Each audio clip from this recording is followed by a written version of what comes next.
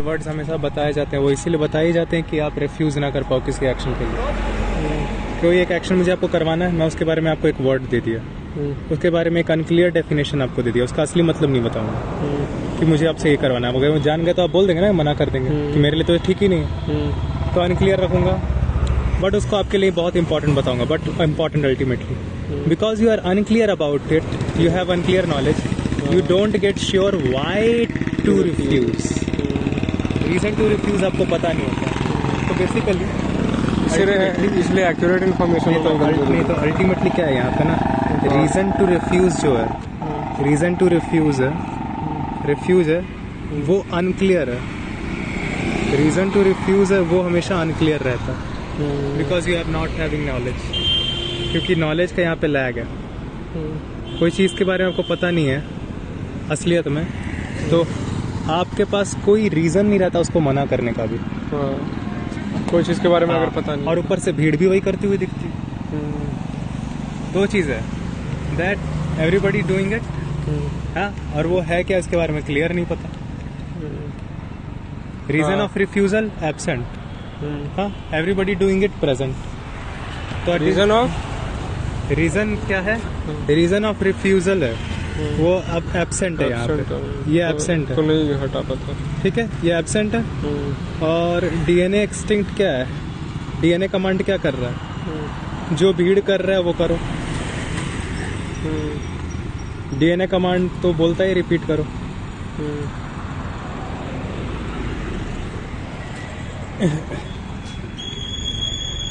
तो पहले वाले को अनक्लियर रखो, बाकी सब तो होते ही जाएंगे, होते ही जाएंगे। इसी वजह से बोलते हैं ना कि क्लैरिटी आखिरकार तुम्हारा जान बचाता, पेन कम करेगा, उसके अलावा और कोई बचा नहीं सकता। क्योंकि फर्स्ट टाइम कोई क्यों रिफ्यूज नहीं कर पाया था, क्योंकि उसको पता ही नहीं था कि रिफ्यूज नहीं क्यों करना, वो इसलिए नहीं कर पाया था। हाँ, उसको पता ही नहीं था कि क्यों करना। मुझे ये छड़ी क्यों नहीं उठानी चाहिए सड़क से, क्योंकि मुझे पता ही नहीं कि मुझे इसका यूज क्या है। वो तो नहीं उठा, लेकिन मैं मना क्यों नहीं कर पा रहा हूँ। हाँ, मैं ये छड़ी क्यों नहीं उठा रहा, हाँ, क्योंकि मुझे पता है आगे में कोई कुत्ता नहीं, क्योंकि मुझे पता है आगे में कोई कुत्ता नहीं, लेकिन मुझे पता ही नहीं है कि इस छड़ी को ना उठाने का क्या रीजन है। इस छड़ी को मैं क्यों ना उठाऊं, मुझे पता ही नहीं, तो मैं चुपचाप उठा ही लूंगा ना। ऊपर से सब अगर आसपास के उठा रहे होंगे तो मैं भी उठा लेगा, क्या पता हो ही जाए, चोट लग ही जाए, चांस। और इस वजह से उठा लेगा तो भाई रीजन पता नहीं होता, और सारे बिना रीजन के ही काम कर रहे होते हैं।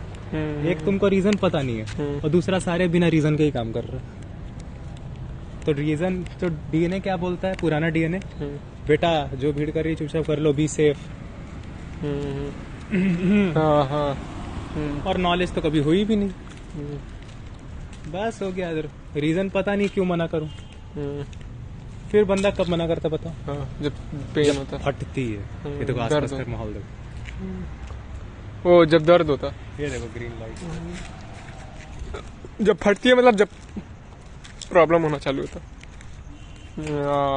कि फिर उसके बाद, इसलिए तो मैं बोला ना, pain is the litmus test, pain is the ultimate litmus test. क्यों, क्योंकि आप कुछ भी कर लो, भीड़ कर रही है, मुझे पता नहीं है, तो मैं रिपीट करने लगा। लेकिन अगर पेन हुआ तो भीड़ कुछ भी करे, मरा गया, सारे वो ड्रिंक पी रहे थे, आप पी गए, आपकी मरा गई, पेन होने लगा नहीं होने लगा, बात खत्म, खुद भागते हो। इसीलिए pain is the litmus test. मैं बोलता हूँ ये चीज आपका दर्द बढ़ाएगा या नहीं, अल्टीमेटली दुख देगा कि नहीं।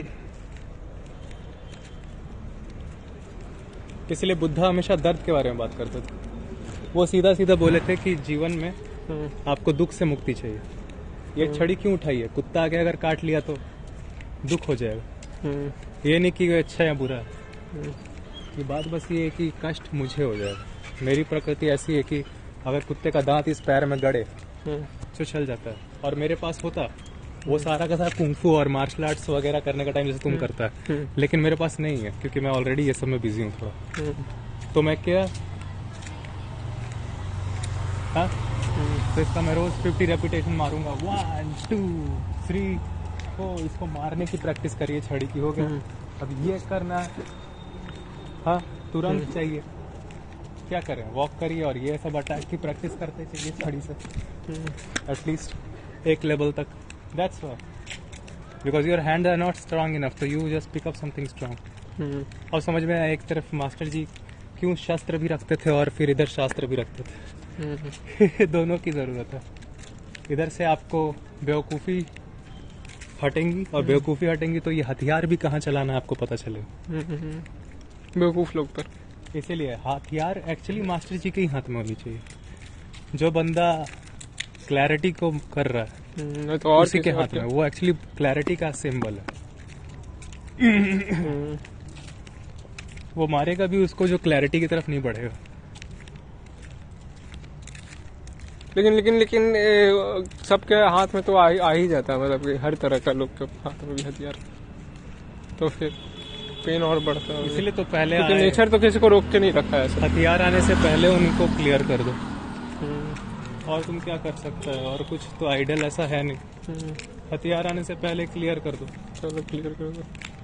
ये साला ये पैथ क्या नहीं हुआ करता था ना, ये भी रोड था, मिट्टी था। साला हर जगह सीमेंटे कर दो। बाप रे, इतना जगह सीमेंट कर दी। अभी यहाँ है, अभी इतने दूर है इसके बीच में गैप, पेड़ के बीच में गैप। अभी होगा गर्मी का मौसम, इतना दूर में तुम मर जाएगा, इतना दूर में। हाँ, और ये देखो साला सूखा पेड़। अभी यहाँ भी रहता, यहाँ भी रहता, छोटा छोटा पौधा भी ऐसे उगेगा। ठीक है।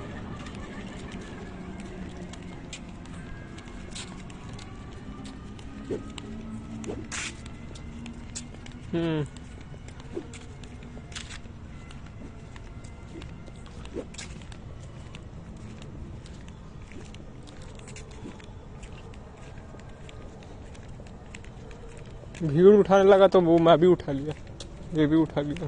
लेकिन भीड़ अगर पेन उससे झेल रहा है तो फिर कैसा। लेकिन डीएनए बोल रहा है कि उठाओ, लेकिन फिर पेन होता। वो करने से पहले ही जानना है, इच्छा करता है कि कोई चीज उठा लूं,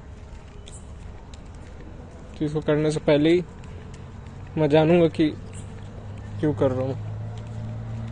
और लोग का एग्जाम्पल से भी पता चल जाता है, लोग जो लोग झेल रहा है।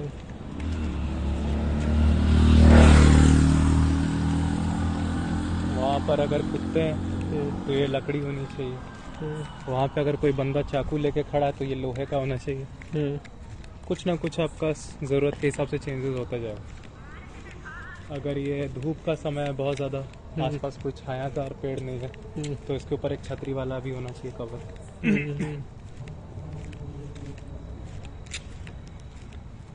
जैसे ही डंडा देखते हो, कुत्तों को देखो, जैसे वो डंडा देखते हैं अलर्ट क्यों हो जाते हैं? क्यों? डीएनए में इस तरह के हथियार लेकर इंसान बहुत लंबे समय से इनके साथ है। सैकड़ों साल में ये इनको आ गया कि कोई बंदा डंडा उठाओ, देखो भागो। रास्ता